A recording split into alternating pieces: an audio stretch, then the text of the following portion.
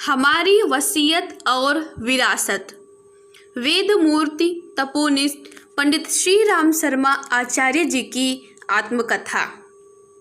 पिछले अध्याय में हमने पढ़ा था मार्गदर्शक द्वारा भावी जीवन क्रम संबंधी निर्देश। इस अध्याय में हम पढ़ेंगे दिए गए कार्यक्रमों का प्राणपण से निर्वाह। इस प्रथम साक्षात्कार के समय मार्गदर्शक सत्ता द्वारा 3 कार्यक्रम दिए गए थे। सभी नियमों के साथ 24 वर्ष का 24 गायत्री महापुरुष ऋण संपन्न किया जाना था। अखंड घृत दीपक को भी साथ साथ निभाना था। अपनी पात्रता में क्रमशः कमी पूरी करने के साथ साथ लोक मंगल की भूमिका निभाने हेतु साहित्य सृजन करना दूसरा महत्वपूर्ण दायित्व था। इसके लिए गहन स्वाध्याय भी करना था, जो एकाग्रता संपादन की साधना थी। साथ ही जनसंपर्क का भी कार्य करना था, ताकि भावी कार्य क्षेत्र को दृष्टिगत रखते हुए हमारी संगठन क्षमता विकसित हो। तीसरा महत्वपूर्ण दायित्व था स्वतंत्रता संग्राम में एक स्वयंसेवी सैनिक की भूमिका निभाना। देखा जाए तो सभी दायित्व शैली एवं स्वरूप की दृष्टि से परस्पर विरोधी थे, किंतु साधना एवं स्वाध्याय की प्रगति में इनमें से कोई बाधक नहीं बने। जबकि इस बीच हमें 2 बार हिमालय भी जाना पड़ा, अपितु सभी साथ साथ सहज ही ऐसे संपन्न होते चले गए कि हमें स्वयं इनके क्रियान्वयन पर अब आश्चर्य होता है। इसका श्रेय उस दैवी मार्गदर्शक सत्ता को जाता है जिसने हमारे जीवन की बागडोर प्रारंभ से ही अपने हाथों में ले ली थी एवं सतत संरक्षण का आश्वासन दिया।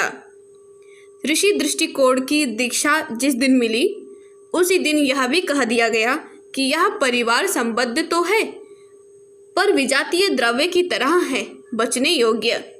इसके तर्क प्रमाणों की ओर से कान बंद किए रहना ही उचित होगा। इसलिए सुननी तो सबकी चाहिए, पर करनी अपने मन की ही चाहिए। उनके परामर्श को, आग्रह को वजन या महत्व दिया गया और उन्हें स्वीकारने का मन बनाया गया, तो फिर लक्ष्य तक पहुंचना कठिन नहीं रहेगा। श्रेय और प्रिय की दोनों दिशाएं एक दूसरे के प्रतिकूल जाती हैं। दोनों में से एक ही अपनाई जा सकी हैं। संसार प्रसन्न होगा तो आत्मा रूठेगी, आत्मा को संतुष्ट किया जाएगा तो संसार की निकटस्थों की नाराजगी सहन करनी पड़ेगी। आमतौर से यही होता रहेगा। कदाचित ही कभी कहीं ऐसे सौभाग्य बने हैं जब संबंधियों ने आदर्शवादिता अपनाने का अनुमोदन दिया हो। आत्मा को तो अनेक बार संसार के सामने झुकना पड़ा है, ऊंचे निश्चय बदलने पड़े हैं और पुराने ढर्रे पर आना पड़ा है। यह कठिनाई अपने सामने पहले दिन से ही आई। वसंत पर्व को जिस दिन नया जन्म मिला, उसी दिन नया कार्यक्रम भी। पुरुष चरणों की श्रृंखला के साथ साथ आहार विहार के तपस्वी स्तर के अनुबंध भी। तहलका मचा, जिसने सुना अपने अपने ढंग से समझाने लगा। मीठे और कड़वे शब्दों की वर्षा होने लगी। मंतव्य एक ही था कि जिस तरह सामान्य जन जीवन यापन करते हैं, कमाते खाते हैं, वही राह उचित है। ऐसे कदम ना उठाए जाएं जिनसे इन दोनों में व्यवधान पड़ता हो। यद्यपि पैतृक संपदा इतनी थी कि उसके सहारे 3 पीढ़ी तक घर बैठकर गुजारा हो सकता था, पर उस तर्क को कोई सुनने तक को तैयार नहीं हुआ। नया कमाओ, नया खाओ, जो पुराना है उसे भविष्य के लिए, कुटुंबियों के लिए जमा रखो। सब लोग अपने अपने शब्दों में एक ही बात कहते थे। अपना मुंह एक और सामने वालों के 100। किस किस को कहाँ तक जवाब दिया जाए। अंत में हार कर गांधी जी के 3 गुरुओं में से एक को अपना गुरु बना ही लिया। मौन रहने से राहत मिली। भगवान की प्रेरणा कह देने से थोड़ा काम चल पाता, क्योंकि उसे काटने के लिए उन सबके पास बहुत पैने तर्क नहीं थे। नास्तिकवाद तो तक उतर आने या अंतः प्रेरणा का खंडन करने लायक तर्क उनमें किसी ने नहीं सीखे समझे थे। इसलिए बात ठंडी पड़ गई। मैंने अपना संकल्पित व्रत इस प्रकार चालू कर दिया मानो किसी को जवाब देना ही नहीं था, किसी का परामर्श लेना ही नहीं था। अब सोचता हूँ कि उतनी दृढ़ाई न अपनाया गया होता तो नाव 2-4 झकझोरे खाने के उपरांत ही डूब जाती।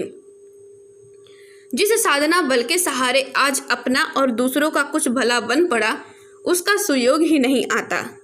ईश्वर के साथ वह नाता जुड़ता ही नहीं जो पवित्रता और प्रखरता से कम में जड़े जमाने की स्थिति में होता ही नहीं। इसके बाद दूसरी परीक्षा बचपन में ही तब सामने आई जब कांग्रेस का असहयोग आंदोलन प्रारंभ हुआ। गांधी जी ने सत्याग्रह आंदोलन का बिगुल बजाया, देश भक्तों का आह्वान किया और जेल जाने और गोली खाने के लिए घर से निकल पड़ने के लिए कहा। मैंने अंतरात्मा की पुकार सुनी और समझा कि यह ऐतिहासिक अवसर है, इसे किसी भी कारण चुकाया नहीं जाना चाहिए।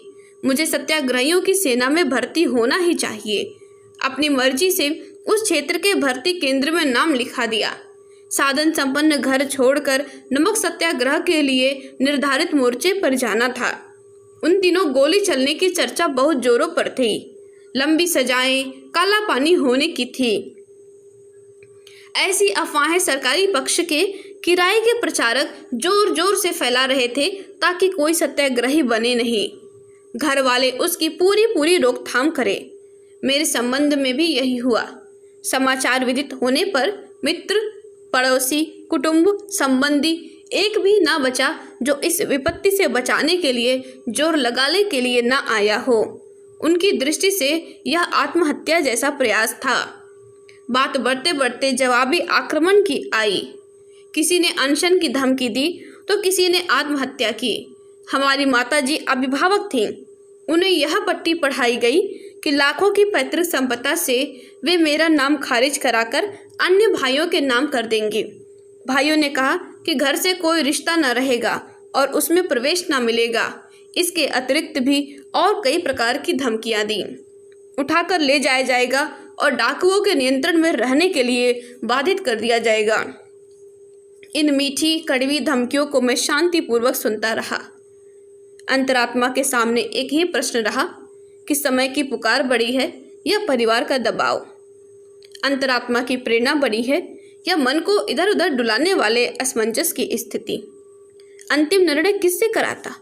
आत्मा और परमात्मा दो को ही साक्षी बनाकर और उनके निर्णय को ही अंतिम मानने का फैसला लिया। इस संदर्भ में प्रहलाद का फिल्म चित्र आंखों के आगे तैरने लगा। वह समाप्त न होने पाया था कि ध्रुव की कहानी मस्तिष्क में तैरने लगी। इसका अंत न होने पाया कि पार्वती का निश्चय उछलकर आगे आ गया। इस आरंभ के उपरांत महामानवों की, वीर बलिदानियों की, संत, सुधारक और शहीदों की अगणित गाथाएं सामने तैरने लगीं। उनमें से किसी के भी घर परिवार वालों ने, मित्र संबंधियों ने समर्थन नहीं किया था। वे अपने एकाकी आत्मबल के सहारे कर्तव्य की पुकार पर आरूढ़ हुए और दृढ़ रहे। फिर यह सोचना व्यर्थ है कि इस समय अपने इर्द गिर्द के लोग क्या करते और क्या कहते हैं। उनकी बात सुनने से आदर्श नहीं निभेंगे। आदर्श निभाने हैं तो अपने मन की ललक लिप्साओं से जूझना पड़ेगा। इतना ही नहीं, इर्द गिर्द जुड़े हुए उन लोगों की भी उपेक्षा करनी पड़ेगी जो मात्र पेट प्रजनन के कुचक्र में ही घूमते और घुमाते रहे हैं। निर्णय आत्मा के पक्ष में गया। मैं अनेक विरोध और प्रतिबंधियों को तोड़ता लुक छिप कर निर्दिष्ट स्थान पर पहुंचा और सत्याग्रही की भूमिका निभाता हुआ जेल चला गया। जो भय का काल्पनिक आतंक बनाया गया था उसमें से एक भी चरितार्थ नहीं हुआ। छुटपन की एक घटना इन दिनों प्रयोजनों में और भी साहस देती रही। गांव में एक बुढ़िया मेहत रानी गांवों से पीड़ित थी। घावों से दस्त भी हो रहे थे। घावों में कीड़े पड़ गए थे। बेतरह चिल्लाती थी पर कोई छूत के कारण उसके घर में घुसता न था। मैंने एक चिकित्सक के उपचार पूछा, दवाओं का एकाकी प्रबंध किया। उसके घर नियमित रूप से जाने लगा। चिकित्सा के लिए भी, परिचर्या के लिए भी, भोजन व्यवस्था के लिए भी। यह सारे काम मैंने अपने जिम्मे ले लिया। मेहत रानी के घर में घुसना, उसके मल मूत्र से सने कपड़े धोना आज से 65 वर्ष पूर्व गुनाह था। जाति बहिष्कार कर दिया गया। घर वालों तक ने न प्रवेश करने दिया। चबूतरे पर पड़ा रहा और जो कुछ घर वाले दे जाते उसी को खाकर गुजारा करता। इतने पर भी मेहत रानी की सेवा नहीं छोड़ी। यह 15 दिन चली और वह अच्छी हो गई। वह जब तक जीवित रही मुझे भगवान कहती रही। उन दिनों 13 वर्ष की आयु में भी अकेला था। सारा घर और सारा गांव एक ओर लड़ता रहा, हारा नहीं। अब तो उम्र कई वर्ष और अधिक बड़ी हो गई थी, अब क्यों हारता। स्वतंत्रता संग्राम की कई बार जेल यात्रा, 24 महापुरुष चरणों का व्रत धारण, इसके साथ ही महतरानी की सेवा साधना, यह 3 परीक्षाएं मुझे छोटी उम्र में ही पास करनी पड़ी। आंतरिक दुर्बलताएं और संबद्ध परिजनों के दोहरे मोर्चे पर एक साथ लड़ा। उस आत्म विजय का ही परिणाम है कि आत्मबल संग्रह से अधिक लाभ से लाभान्वित होने का अवसर मिला। उन घटनाक्रमों से हमारा आपा बलिष्ठ होता चला गया एवं वे सभी कार्यक्रम हमारे द्वारा बखूबी निपटे चले गए जिनका हमें संकल्प दिलाया गया था। महापुरुष चरणों की श्रृंखला नियमित रूप से चलती रही। जिस दिन गुरुदेव के आदेश से उस साधना का शुभारंभ किया था, उसी दिन घृत दीप की अखंड ज्योति भी स्थापित की। उसकी जिम्मेदारी हमारी धर्मपत्नी ने संभाली, जिन्हें हम भी माता जी के नाम से पुकारते हैं। छोटे बच्चे की तरह उस पर हर घड़ी ध्यान रखे जाने की आवश्यकता पड़ती थी, अन्यथा वह बच्चे की तरह मचल सकता था, बुझ सकता था। वह अखंड दीपक इतने लंबे समय से बिना किसी व्यवधान के अब तक नियमित जलता रहा है। इसके प्रकाश में बैठकर जब भी साधना करते हैं तो मना क्षेत्र में अनायास ही दिव्य भावनाएं उठती रहती हैं। कभी किसी उलझन को सुलझाना अपनी सामान्य बुद्धि के लिए संभव नहीं होता, तो इस अखंड ज्योति की प्रकाश किरण अनायास ही उस उलझन को सुलझा देती है। नित्य 66 माला का जप, गायत्री माता के चित्र प्रतीक का धूप, नैवेद्य, अक्षत, पुष्प, जल से पूजन, जप के साथ साथ प्रातः काल के उदीयमान सविता देवता का ध्यान, अंत में सूर्यार्घ्य दान। इतनी छोटी सी विधि व्यवस्था अपनाई गई। उसके साथ बीच मंत्र का संपुट आदि का कोई तांत्रिक विधि विधान जोड़ा नहीं गया, किंतु श्रद्धा अटूट रही। सामने विद्यमान गायत्री माता के चित्र के प्रति असीम श्रद्धा उमड़ती रही। लगता रहा कि वे साक्षात सामने बैठी हैं। कभी कभी उनके आंचल में मुंह छिपाकर प्रेमाश्रु बहाने के लिए मन उमड़ता। ऐसा नहीं हुआ कि मन न लगा हो या कहीं अन्यत्र भागा हो।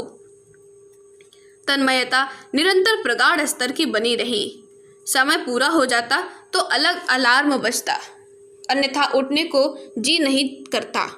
उपासना क्रम में कभी एक दिन भी विघ्न न आया। यही बात अध्ययन के संबंध में रही। उसके लिए अतिरिक्त समय ना निकालना पड़ता। कांग्रेस कार्यों के लिए प्रायः काफी दूर चलना पड़ता। जब परामर्श या कार्यक्रम का समय आता तब पढ़ना बंद हो जाता। जहाँ चलना आरंभ हुआ वहीं पढ़ना भी आरंभ हो गया। पुस्तक साइज के 40 पन्ने प्रति घंटे इस पढ़ने की स्पीड रही। कम से कम 2 घंटे नित्य पढ़ने के लिए मिल जाते, कभी कभी ज़्यादा भी। इस प्रकार 2 घंटों में 80 पृष्ठ, महीने में 2400 पृष्ठ, साल भर में 28,000 पृष्ठ, 60 वर्ष की कुल अवधि में 18.5 लाख पृष्ठ हमने मात्र अपनी अभिरुचि के पढ़े हैं। लगभग 3000 पृष्ठ नित्य विहंगम रूप से पढ़े जाने के लिए भी हमारे लिए स्नान भोजन की तरह आसान व सहज रही है। यह क्रम प्रायः 60 वर्ष से अधिक समय से चलता आ रहा है और इतने दिन में अनगिनत पृष्ठ उन पुस्तकों के पढ़ डाले जो हमारे लिए आवश्यक विषयों से संबंधित थे। महापुरुष चरणों की समाप्ति के बाद समय अधिक मिलने लगा, तब हमने भारत के विभिन्न पुस्तकालयों में जाकर ग्रंथों, पांडुलिपियों का अध्ययन किया। वह हमारे लिए अमूल्य निधि बन गई। मनोरंजन के लिए एक पन्ना भी कभी नहीं पढ़ा है। अपने विषय में मानो प्रवीणता की उपाधि प्राप्त करनी हो, ऐसी तन्मयता से पढ़ा है। इसलिए पढ़े हुए विषय मस्तिष्क में एक ही भूत हो गए।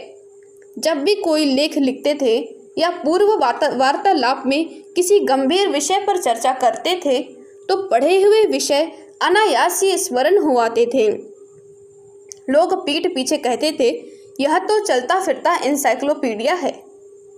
अखंड ज्योति पत्रिका के लेख पढ़ने वाले उनमें इतने संदर्भ पाते हैं कि लोग आश्चर्यचकित होकर रह जाते हैं और सोचते हैं कि यह लेख के लिए न जाने कितनी पुस्तकों और पत्रिकाओं के से सामग्री इकट्ठी करके लिखी गई है। यही बात युग निर्माण योजना युग शक्ति पत्रिका के बारे में है। पर सच बात इतनी ही है कि हमने जो भी पढ़ा है उपयोगी पढ़ा है और पूरा मन लगाकर पढ़ा है, इसलिए समय पर सारे संदर्भ अनायास ही स्मृति पटल पर उठ आते हैं। यह वस्तुतः हमारी तन्मयता से की गई साधना का चमत्कार है। जन्मभूमि के गांव में प्राथमिक पाठशाला थी। सरकारी स्कूल की दृष्टि से इतना ही पढ़ा है। संस्कृत हमारी वंश परंपरा में घुसी हुई थी। पिताजी संस्कृत के असाधारण प्रकांड विद्वान थे और भाई भी। सबकी रुचि भी उसी ओर थी। फिर हमारा पैतृक व्यवसाय पुराणों की कथा कहना तथा पौराहित्य रहा है, सो उस कारण उसका भी समुचित ज्ञान हो गया। आचार्य तक के विद्यार्थियों को हमने पढ़ाया है, जबकि हमारी स्वयं की डिग्रीधारी योग्यता नहीं थी। इसके बाद अन्य भाषाओं के पढ़ने की कहानी मनोरंजक है। जेल में लोहे के तसले पर कंकड़ की पेंसिल से अंग्रेजी लिखना प्रारंभ किया। एक दैनिक अंक लीडर अखबार का जेल में हाथ लग गया था, उसी से पढ़ना शुरू किया। साथियों से पूछताछ कर लेते। इस प्रकार 1 वर्ष बाद जब जेल से छूटे तो अंग्रेजी की अच्छी खासी योग्यता उपलब्ध हो गई। आपसी चर्चा से हर बार की जेल यात्रा में अंग्रेजी का शब्दकोश हमारा बढ़ता ही चला गया एवं क्रमशः व्याकरण भी सीख ली। बदले में हमने उन्हें संस्कृत एवं मुहावरों वाली हिंदुस्तानी भाषा सिखा दी। अन्य भाषाओं की पत्रिकाएं तथा शब्दकोश अपने आधार रहे हैं और ऐसे ही रास्ता चलते अन्य भाषाएं पढ़ ली हैं। गायत्री को बुद्धि की देवी कहा जाता है। दूसरों को वैसा लाभ मिला या नहीं, पर हमारे लिए यह चमत्कारी लाभ प्रत्यक्ष है। अखंड ज्योति की संस्कृत निष्ठ हिंदी ने हिंदी प्राध्यापकों तक का मार्गदर्शन किया है। यह हम जब देखते हैं तो उस महाप्रज्ञा को ही इसका श्रेय देते हैं। अति व्यस्तता रहने पर भी विज्ञ की ज्ञान की विभूति इतनी मात्रा में हस्तगत हो गई, जिसमें हमें परिपूर्ण संतोष होता है और दूसरों को आश्चर्य। गुरुदेव का आदेश पालन करने के लिए हमने कांग्रेस के सत्याग्रह आंदोलन में भाग तो लिया, पर आरंभ में असमंजस ही बना रहा कि जब 24 वर्ष का यह एक संकल्प दिया गया था तो 5 और 19 वर्ष के 2 टुकड़ों में क्यों विभाजित किया। फिर आंदोलन में तो हजारों स्वयंसेवक संलग्न थे, तो एक की कमी वेशी से उसमें क्या बनता बिगड़ता था। हमारे असमंजस को साक्षात्कार के समय ही गुरुदेव ने ताड़ लिया था। जब बारी आई तो उनकी परावाणी से मार्गदर्शन मिला कि युग धर्म की अपनी महत्ता है। उसे समय की पुकार समझकर अन्य आवश्यक कार्यों को भी छोड़कर उसी प्रकार दौड़ पड़ना चाहिए, जैसे अग्निकांड होने पर पानी लेकर दौड़ना पड़ता है और अन्य सभी आवश्यक काम छोड़ने पड़ते हैं। आगे संदेश मिला कि अगले दिनों तुम्हें जन संपर्क के अनेक काम करने हैं। उनके लिए विविध प्रकार के व्यक्तियों से संपर्क साधने और निपटने का दूसरा कोई अवसर नहीं आने वाला है। यह उस उद्देश्य की पूर्ति का एक चरण है जिसमें भविष्य में बहुत सा श्रम व समय लगाना है। आरंभिक दिनों में जो पाठ पढ़े थे, पूर्व जन्मों में जिनका अभ्यास किया था, उनके रिहर्सल का अवसर भी मिल जाएगा। यह सभी कार्य निजी लाभ की दृष्टि से महत्वपूर्ण नहीं है। समय की मांग तो इससे पूरी होती है। व्यवहारिक जीवन में तुम्हें 4 पाठ पढ़ाए जाने हैं: समझदारी, ईमानदारी, जिम्मेदारी और बहादुरी। इनके सहारे ही व्यक्तित्व में खरापन आता है और प्रतिभा पराक्रम विकसित होती है। हथियार भोथरे तो नहीं पड़ गए, कहीं पुराने पाठ विस्मृत तो नहीं हो गए, इसकी जांच पड़ताल नए सिरे से की जाएगी। इस दृष्टि से एवं भावी क्रिया पद्धति के सूत्रों को समझने के लिए तुम्हारा स्वतंत्रता संग्राम अनुष्ठान भी जरूरी है। देश के लिए हमने क्या किया, कितने कष्ट सहे, सौंपे गए कार्यों को कितनी खूबी से निभाया, इसकी चर्चा यहाँ करना सर्वथा अप्रासंगिक है। उसे जानने की आवश्यकता प्रतीत होती हो तो परिजन पाठक उत्तर प्रदेश सरकार के सूचना विभाग द्वारा प्रकाशित आगरा संभाग के स्वतंत्रता संग्राम सेनानी नामक पुस्तक पढ़े। उसमें अनेक महत्वपूर्ण कार्यों के साथ हमारा उल्लेख हुआ है। श्री राम मत हमारा उन दिनों का प्रचलित नाम है। यहाँ तो केवल यह ध्यान में रखना है कि हमारे हित में मार्गदर्शक सत्ता ने किस हित का ख्याल मन में रखकर यह आदेश दिया। इन 10 वर्षों में जेल में तथा जेल से बाहर अनेक प्रकृति के लोगों से मिलना हुआ। स्वतंत्रता संग्राम के समय में जन जागृति चरम सीमा पर थी। शूरवीर, साहस के धनी, संकल्प बल वाले अनेकों ऐसे व्यक्ति संपर्क में आए जिनसे हमने बहुत कुछ सीखा। जन समुदाय को लाभान्वित करने और नैतिक क्रांति जैसे बड़े कार्य के लिए अपना प्रशंसक, समर्थक, सहयोगी बनाने हेतु किन रीति नीतियों को अपनाया जाना चाहिए, यह मात्र 2 वर्षों में ही सीखने को मिल गया। इसके लिए वैसी पूरी जिंदगी गुजार देने पर यह सुयोग उपलब्ध नहीं होता। विचित्र प्रकार की विचित्र प्रकृतियों का अध्ययन करने का इतना अवसर मिला जितना देश के अधिकांश भाग का परिभ्रमण करने पर मिल पाता। हमारे मन में घर गृहस्थी अपने पराये का मोह छूट गया और उन विपन्न परिस्थितियों में भी इतनी प्रसन्नता पूर्वक जीवन जिया कि अपने आपे की मजबूती पर विश्वास होता चला गया। सबसे बड़ी बात यह कि हमारा स्वभाव स्वयं सेवक की तरह ढलता चला गया, जो अभी भी हमें इस चरमावस्था में पहुंचने पर भी विनम्र बनाए हुए है। हमारे असमंजस का समाधान उन दिनों गुजरे स्वतंत्रता संग्राम के प्रसंगों से हो गया कि क्यों हमसे अनुष्ठान 2 भागों में कराया गया। कांग्रेस की स्थापना की 1 शताब्दी होने को चली है। जिसमें हमने काम किया वह अलग थी। उसमें काम करने के हमारे अपने विलक्षण अनुभव रहे हैं। अनेक मूर्धन्य प्रतिभाओं से संपर्क साधने के अवसर अनायास ही आते रहे हैं। सदा विनम्र और अनुशासनरत स्वयं सेवक की अपनी हैसियत रही, इसलिए मूर्धन्य नेताओं की सेवा में किसी विनम्र स्वयं सेवक की जरूरत पड़ती तो हमें ही भेज दिया जाता रहा। आयु भी इसी योग्य थी। इसी संपर्क में हमने बड़ी से बड़ी विशेषताएं सीखी। अवसर मिला तो उनके साथ भी रहने का सुयोग मिला। साबरमती आश्रम में गांधी जी के साथ और पवनार आश्रम में विनोबा के साथ रहने का लाभ मिला है।